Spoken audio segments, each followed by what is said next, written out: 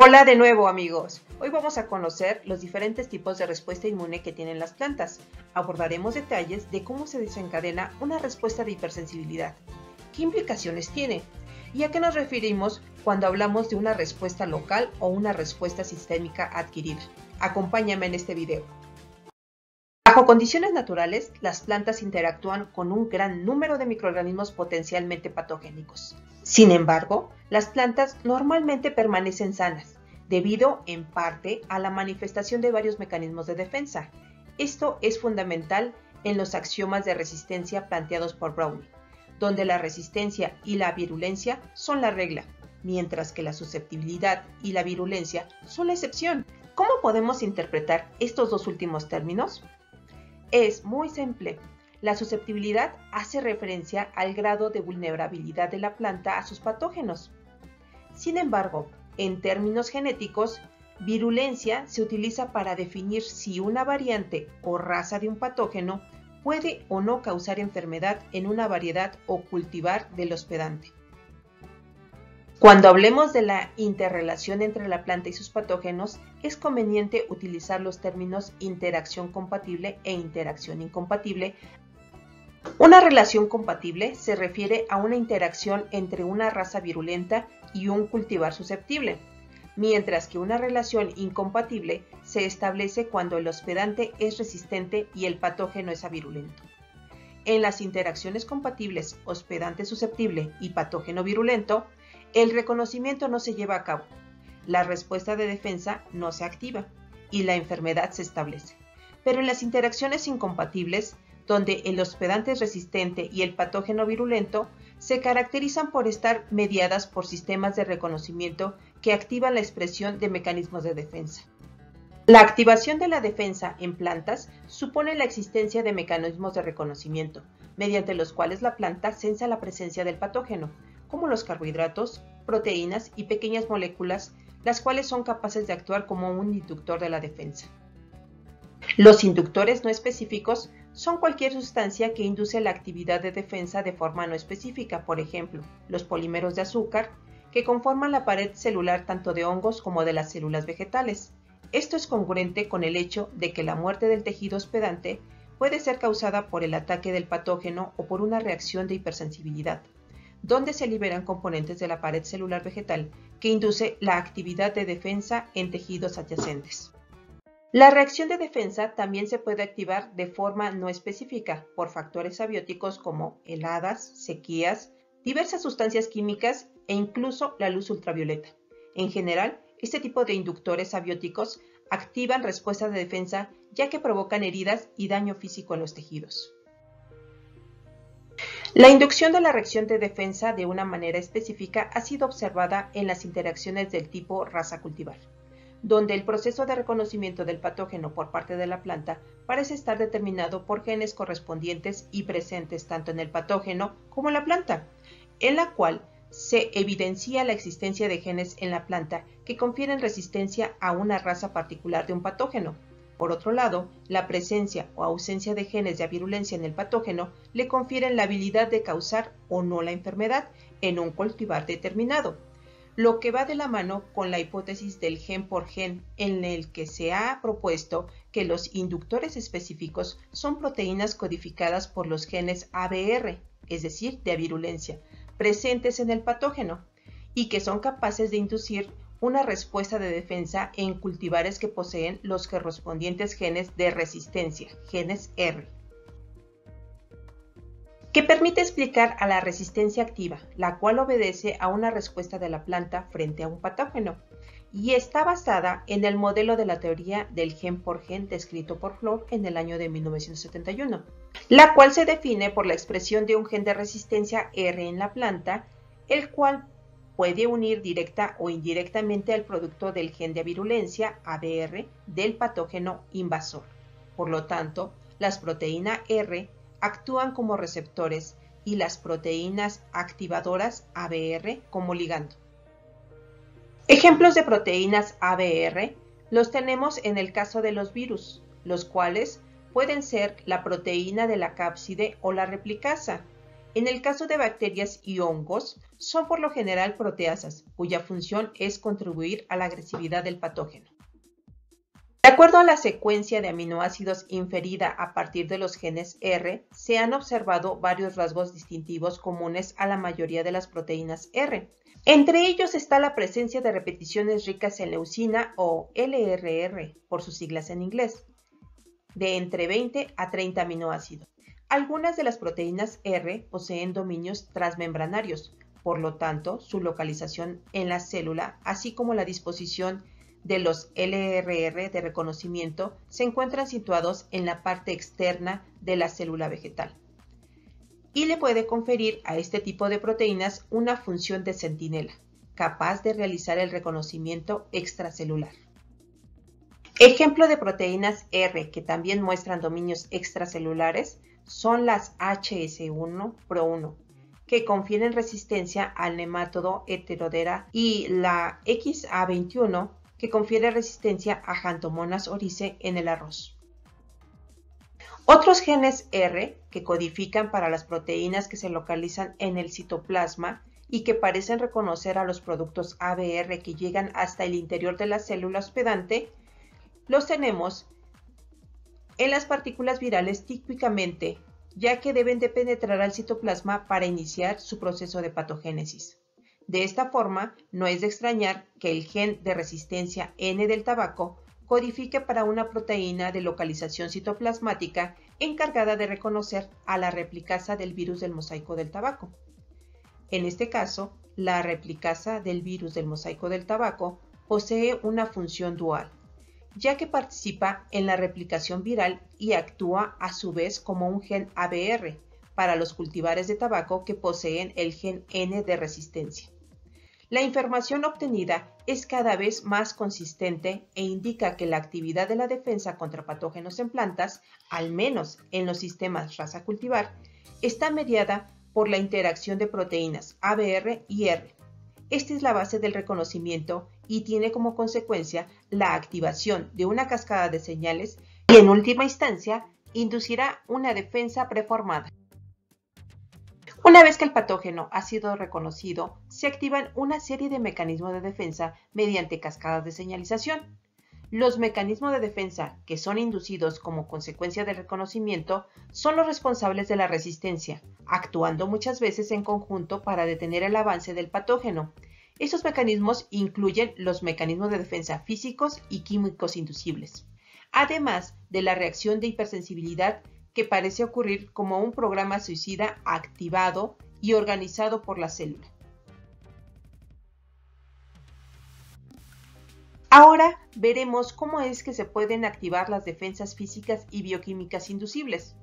Se han identificado dos niveles en el sistema inmunitario de las plantas. El primer nivel es denominado inmunidad activada por patrones, el cual es capaz de reconocer a las moléculas altamente conservadas que poseen la mayoría de los microorganismos, definidas como patrones moleculares asociados a la patogénesis, o PAM.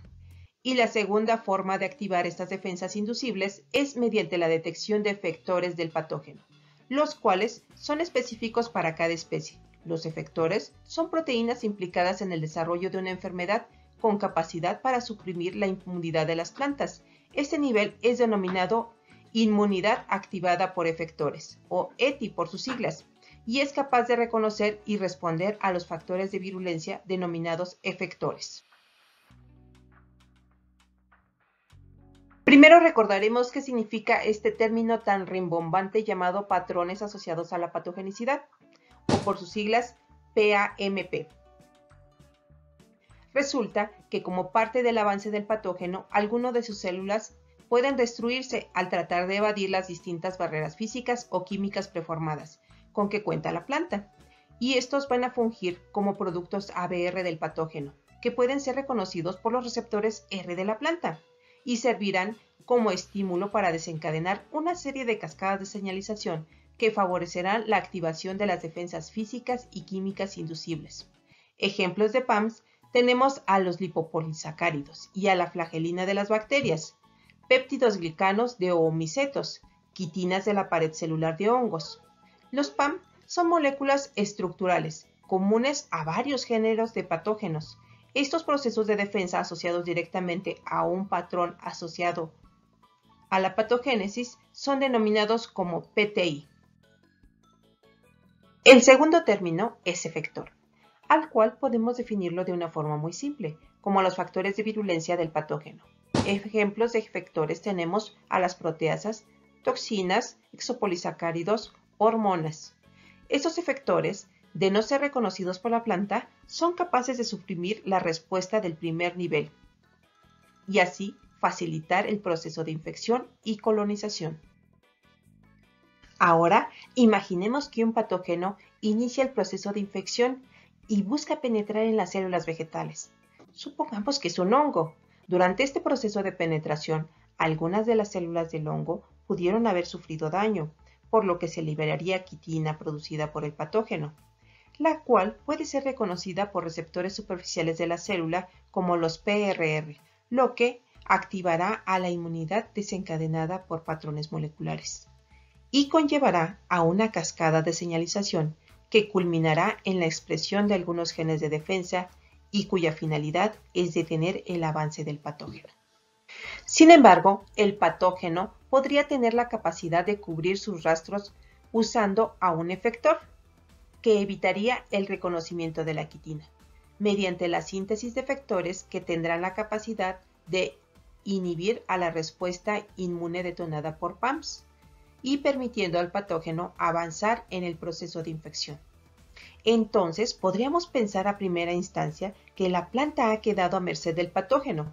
Sin embargo, no es así. Años de evolución le han permitido a la planta desarrollar mecanismos para reconocer a este efector, y es mediante la síntesis de receptores tipo NLRR es que la planta puede activar la inmunidad desencadenada por efectores y que tiene la misma finalidad que la inmunidad activada por PAMPs, es decir, detener al invasor. Esta vía es reconocida como inmunidad detonada por efectores. Segundos después de detectar a los efectores, se iniciará la respuesta de la planta con un aumento en la expresión de los genes relacionados con la defensa, generando el fortalecimiento físico de las paredes celulares por la producción de ligninas y la formación de callo, disparando la producción de fitoalexinas e induciendo la producción de proteínas antimicrobianas por la expresión de los genes relacionados a la patogénesis, lo que en una relación incompatible daría como resultado la inhibición del avance del patógeno. Sin embargo, cuando el hongo tiene la patogenicidad que le permitirá continuar evadiendo todas estas defensas preformadas, entonces la célula tomará una decisión drástica en todo sentido, ya que iniciaría un sistema de muerte programada, también conocido como respuesta de hipersensibilidad. De forma general, podemos decir que la respuesta de hipersensibilidad conlleva a una superproducción de especies reactivas de oxígeno, que inducirá la lisis en las células próximas al patógeno. En interacciones incompatibles, la planta podrá bloquear el avance del patógeno mediante la respuesta de hipersensibilidad. Los primeros cambios bioquímicos que son la antesala de la respuesta de hipersensibilidad son la activación de canales iónicos de la membrana, que favorecerán la entrada de calcio y la salida de potasio. Este calcio va a actuar como un segundo mensajero que desencadenará una serie de reacciones en la célula vegetal. Para continuar con el proceso de cascada de señalización que ayudarán a la inducción de un amplio rango de genes de defensa, podrá detonar la síntesis de calosa, la cual será transportada a la pared celular. Puede inducir la biosíntesis de moléculas como el ácido salicílico y el óxido nítrico, que servirán como segundos mensajeros. Puede modificar el pH. Puede inducir también la síntesis de fitohormonas, favorecer la generación de especies reactivas de oxígeno extracelular. Ejemplos de las sustancias reactivas de oxígeno tenemos al peróxido de hidrógeno, singletes de oxígeno, iones oxidrilo y óxido de nitrógeno. Estas sustancias tienen una doble función al actuar como tóxicos para el patógeno y como señalizadores en la inducción de síntesis de genes de resistencia, ya que ayudan a modular una serie de eventos de señalización estrechamente relacionados con el mecanismo de síntesis de óxido nítrico y del ácido salicílico, del etileno y el ácido jasmónico, que también son llamadas hormonas del estrés. El incremento de estas sustancias químicas, su balance y la interacción de estos compuestos determinarán si la célula vive o muere. Las especies reactivas de oxígeno y el ácido salicílico formarán un circuito de retroalimentación positivo que amplificará la señal de defensa, conduciendo a la respuesta de defensa y muerte celular. El papel de etileno es un corregulador positivo de la muerte celular, requerido para la acumulación de especies reactivas de oxígeno. En la fase inicial de la muerte celular, la señalización por el ácido jasmónico es suprimida por el ácido salicílico y el etileno. Al aumentar la concentración de etileno, se induce un estado de competencia para la muerte celular programada en las células vecinas, preparándolas para seguir el camino de esta célula en agonía. El proceso finalizará con la contención de la lesión, la cual es regulada por el ácido jasmónico. Se ha propuesto un modo de acción para el ácido salicílico, basándose en el hallazgo de que éste se une e inhibe a la enzima catalasa. La inhibición de la catalasa podría conducir a un incremento en la concentración del peróxido de hidrógeno o de otras especies reactivas de oxígeno derivadas de esta molécula. El peróxido de hidrógeno podría tener una actividad antibiótica en contra de patógenos y sus intermediarios podrían contribuir a la cascada de señalización para la expresión de genes de defensa. Hasta el momento, solo hemos hablado de lo que ocurre en las células que se encuentran directamente en contacto con el patógeno. Pero, ¿qué ocurre con el resto de la planta? ¿Existe algún cambio? En términos generales, vamos a decir que también existe una inducción de las defensas en las células cercanas al ataque del patógeno, llamada respuesta local inducida. Es estimulada por varios virus, bacterias y hongos, además de otros compuestos naturales y sintéticos. En estos tejidos suelen acumularse ácido salicílico, ácido jasmónico, etileno, especies reactivas de oxígeno y otras hormonas en concentraciones más bajas que en las células que sufrieron la respuesta de hipersensibilidad, pero más alta que en tejidos no infectados. Estos compuestos provocan la activación de un gran número de genes de defensa. Un grupo de estos genes codifica para enzimas de las rutas de síntesis de fitoalexinas, provocando un aumento sostenido en la producción de estos compuestos antibióticos y de fenoles precursores de la lignina. Un segundo grupo de genes de defensa codifican para proteínas estructurales de la pared celular, contribuyendo a su reforzamiento. Un tercer grupo codifica para enzimas encargadas de detoxificar y de proteger el tejido vegetal del daño oxidativo. Un cuarto grupo de genes codificará para enzimas que degradan la pared celular de hongos y bacterias. En consecuencia, la reacción de la respuesta local adquirida permite proteger al tejido circundante al sitio de la infección, potenciando las barreras químicas y estructurales de la planta. Y una segunda etapa de inducción de las defensas en los tejidos alejados al foco de infección confiere protección sistémica a la planta ante una gran variedad de patógenos. El tiempo y grado de protección de la respuesta sistémica adquirida depende de la especie vegetal y del inductor, ya que algunos efectores inducen una respuesta sistémica adquirida en unas especies y en otras no. La respuesta sistémica adquirida se caracteriza por una acumulación de las proteínas PR, de ácido salicílico o de ácido jasmónico a nivel local y sistémico. Es por ello que el análisis de expresión de los genes PR es frecuentemente usado como un indicador de la respuesta sistémica adquirida. Una primera inoculación con un patógeno que permanece localizado en el sitio de infección puede conducir a la resistencia contra otra infección posterior.